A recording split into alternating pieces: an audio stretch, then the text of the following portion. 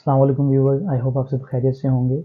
हमारा आज का टॉपिक है न्यू कमर्स से रिलेटेड जो कि यूएई में आकर सेटल होना चाहते हैं, जॉब हंट के लिए आना चाहते हैं। तो हम इस टॉपिक में काफ़ी चीज़ों को कंसीडर करेंगे। चलें चलते हैं अपने टॉपिक की तरफ। सबसे पहले न्यू कमर्स जो कि यूएई आने का प्लान कर रहे हैं, उनको क्या क्या चीज़ें अपने माइंड में रखनी है, यहाँ पे कैसे आना है, किस तरीके से आना है, क्या क्या स्टेप्स फॉलो करने हैं।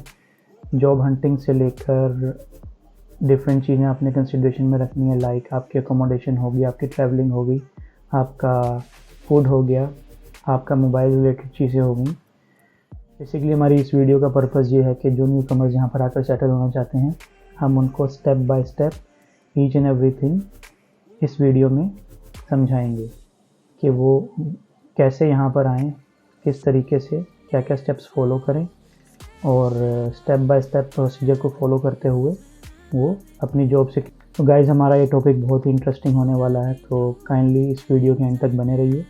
और आपसे एक रिक्वेस्ट है, ये हमारा न्यू चैनल है, तो इसमें आपको काफ़ी इंफॉर्मेटिव वीडियोस मिलेंगी यूएई की हर मार्केट से रिलेटेड, जॉब से रिलेटेड, बिजनेस से related. We will cover every single topic in this channel, so kindly like, share and subscribe our channel. Waste किए हुए हम अपने लैपटॉप की स्क्रीन की तरफ चलते हैं, जहाँ पर मैंने अपना एक डिटेल नोट्स बनाए हैं जो आपको गाइड करने में बड़े हेल्पफुल होंगे। चलिए हम चलते हैं अपने लैपटॉप स्क्रीन की तरफ। तो जैसा कि आप यहाँ पे देख सकते हैं स्क्रीन के ऊपर, मैंने डिटेल में एक फाइल प्रिपेयर किया है जो कि है complete guide for new commerce considering every single topic in their mind. तो इसमें काफ़ी चीज़ें आ जाती हैं। सबसे पहले हम बात करते हैं मोस्ट इम्पॉर्टेंट फैक्टर्स के बारे में, जो बिल्कुल न्यू है, उनको किसी भी चीज़ का नहीं मालूम। तो सबसे पहले जब हमने यूएई आने का प्लान करना होता है तो हम देखते हैं कि हम यहाँ पे आए कैसे हैं। तो उसके लिए हमें सबसे पहले एक वीज़ा रिक्वायर है। तो लोग जो है ना वीज़ा सिलेक्शन में भी लोग वीज़ा सिलेक्शन में भी काफ़ी जो है प्रॉब्लम करते हैं, लाइक उनको समझ में नहीं आती कि हम कौन सा जो है वीज़ा चूज़ करें। तो देखें, 3 टाइप्स के वीज़ाज़ होते हैं। सबसे पहला वीज़ा होता है टूरिस्ट वीज़ा, जो कि जिसकी ड्यूरेशन सबसे कम होती है, जो कि 14 डेज़ टू 30 डेज़ तक उसकी वैलिडिटी रहती है। दूसरा हमारा वीज़ा रहता है विज़िट वीज़ा, जिसकी वैलिडिटी 3 मंथ्स होती है, लेकिन करंट सिनेरियो में उसकी वैलिडिटी 2 मंथ्स रह गई है। तो जो भी विज़िट वीज़ा पे जो लोग यूएई में आना चाहते हैं, उनको एक वीज़ा रिक्वायर है, जिसमें हमारी 2 कैटेगरीज आ जाती हैं। एक आ जाता है आपका विज़िट वीज़ा, एक आता है employment Sikar visa. Visit visa की जो वैलिडिटी है वो ऑलमोस्ट 2 मंथ्स है, और जो आपका जॉब सीकर वीज़ा है वो आप एक्सटेंड कर सकते हैं up to 120 days, like 4 months के लिए। तो जो कि प्रोफेशनल्स हैं, यानी जो हाई स्किल्ड प्रोफेशनल्स हैं, उनको मैं रिकमेंड करूँगा कि आप जो है जॉब सीकर वीज़ा की तरफ जाएँ, जिसकी वैलिडिटी 120 डेज़ की है। ये आपके लिए काफ़ी हेल्पफुल होगा। इसके कुछ क्राइटेरियाज़ हैं जो कि हम इस वीडियो में डिस्कस करेंगे। और जो विज़िट वीज़ा है वो एक वेरी सिंपल प्रोसेस है, कोई भी वो वीज़ा लेके आ सकता है।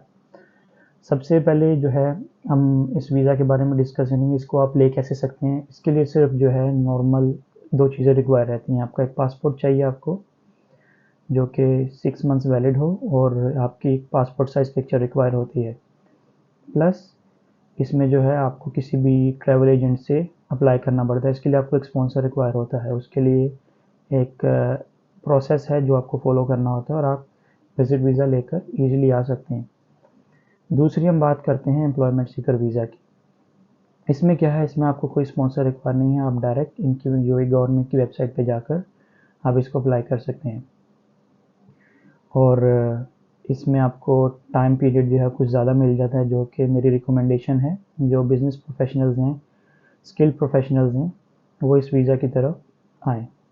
और हम इसकी कॉस्ट के बारे में बात कर लेते हैं कि इसकी कॉस्ट इतनी ज़्यादा नहीं है। ऑलमोस्ट 500 दिरहम्स से लेकर 700 दिरहम्स तक आपको ये वीज़ा कॉस्ट आती है इस वीज़ा की।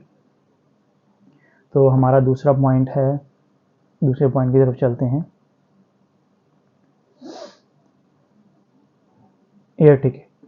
तो हमारा दूसरी चीज़ है, जब आपने वीज़ा आ गया है आपका, तो उसके बाद आपको एक रिटर्न टिकट रिक्वायर होगा, आने का और जाने का। ये मोस्ट इम्पॉर्टेंट थिंग है, इसको आप अपने माइंड में रखें कि आपने जब भी आना है विज़िट वीज़ा के लिए या जॉब सीकर वीज़ा के लिए, तो आपको एयर टिकट मस्ट रिक्वायर है रिटर्न।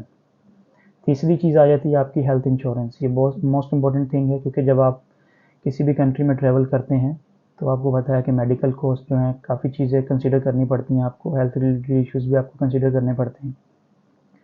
तो इस चीज़ को मद्देनज़र रखते हुए आपको जो है एक हेल्थ इंश्योरेंस मस्ट रिक्वायर्ड है। ये आपके लिए बहुत बेटर रहेगा कि आप आने से पहले अपनी हेल्थ इंश्योरेंस लेके आएँ। इन केस अगर आप बीमार हो जाते हैं, कोई भी आपको इश्यूज़ आ जाते हैं, तो आपकी ये हेल्थ इंश्योरेंस जो है काफ़ी चीज़ें कवर करेगी। इसके बाद आ जाती है मोस्ट इम्पॉर्टेंट थिंग, जो कि सबका सवाल रहता है, cost of living. Cost of living में हम डिस्कस करेंगे अपनी अकोमोडेशन को, अपने रहना कैसे है, खाना पीना, आपकी ट्रैवलिंग, ठीक है। तो सबसे पहले हम बात करें अकोमोडेशन की।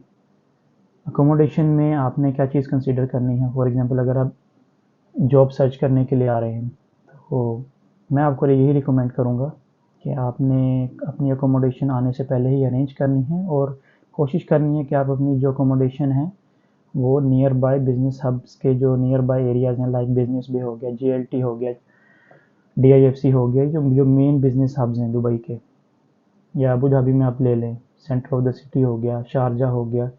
तो आप ऐसी जगहों पे अपनी अकोमोडेशन का अरेंजमेंट करें जहाँ पे आपको पता हो कि ऑफिसेज करीब हैं, आपको ट्रैवलिंग में इतनी प्रॉब्लम ना आए, क्योंकि जो न्यू कमर्स आते हैं सबसे मेन उनके लिए हेडेक होती है ट्रैवलिंग। यहाँ पे एक तो ट्रैफिक का बहुत ज़्यादा प्रॉब्लम रहता है, दूसरा प्रॉब्लम ये है कि आपको ट्रैवलिंग में ही जो है ना आपका सारा टाइम गुजर जाता है।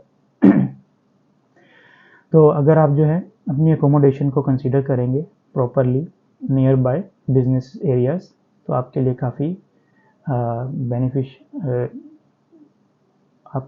बेनिफिट रहेगा ट्रैवलिंग के लिए। आप अपना ज़्यादा से ज़्यादा टाइम जॉब हंटिंग में सर्च कर सकते हैं इंस्टेड ऑफ ट्रैवलिंग। दूसरी चीज़ आ जाती है आपकी फूड, आपका खाना पीना। वो आपके ऊपर डिपेंड करता है, आपके बजट के ऊपर डिपेंड करता है। आप घर में बनाना चाहते हैं या आप आउटसाइड खाना चाहते हैं, लेकिन दोनों ही ऑप्शंस आपके लिए बेटर हैं। जो जॉब सीकर्स आते हैं उनके लिए तो मैं रिकमेंड करूँगा कि वो घर पे ही बनाएं, क्योंकि वो इनकी काफ़ी जो है कॉस्ट सेविंग मेथड है ये काफ़ी। अगर आप घर में बनाएंगे तो आपके काफ़ी पैसे बच जाएंगे। जो लोग बाहर से खाना चाहते हैं वो आउटसाइड यानी रेस्टोरेंट्स को कंसीडर कर सकते हैं, लेकिन मैं ये रिकमेंड नहीं करूँगा, क्योंकि ये ज़रा आपकी कॉस्ट इंक्रीज़ कर देता है। तीसरी चीज़ आ जाती है आपकी ट्रैवलिंग। देखें, जब आप आते हैं यहाँ पे तो ट्रैवलिंग जो आपका सबसे बड़ा इशू रहता है। तो यहाँ पे दुबई में जो है, UAE में किसी भी जगह पे आप चले जाएँ तो यहाँ पे पब्लिक ट्रांसपोर्ट चलती है, जो कि काफ़ी एफिशिएंट है, टाइम टू टाइम, यानी आपको कहीं पे भी पहुँचाती है। तो मैं आपको ये रिकमेंड करूँगा कि जब भी आप UAE में आएँ तो आप यहाँ की पब्लिक ट्रांसपोर्ट को रिकमेंडेड है, क्योंकि ये आपके पैसे भी बचाएंगे और हर स्पॉट पे जो ऑलमोस्ट आपको ये लेके जाएंगे। इंस्टेड आप टैक्सी को कंसीडर करें तो वो आपका बजट जो है बिल्कुल ही आउट हो जाएगा। टैक्सी जो है सबसे एक्सपेंसिव ऑप्शन है यहाँ का। इसके अलावा चौथा ऑप्शन है आपका मोबाइल। जैसे ही आप UAE में आएंगे सबसे पहले आपको क्या काम करना है, आपको एक अपना पर्सनल सिम कार्ड लेना है, जो कि आप अपनी CV में और जहाँ जहाँ आप जाएंगे अप्लाई करेंगे वहाँ पे जो है आपको अपना नंबर देना पड़ेगा। इन केस अब आप जॉब अप्लाई करते हैं तो जितने भी रिक्रूटर्स हैं वो आपसे कांटेक्ट करेंगे विद योर नंबर।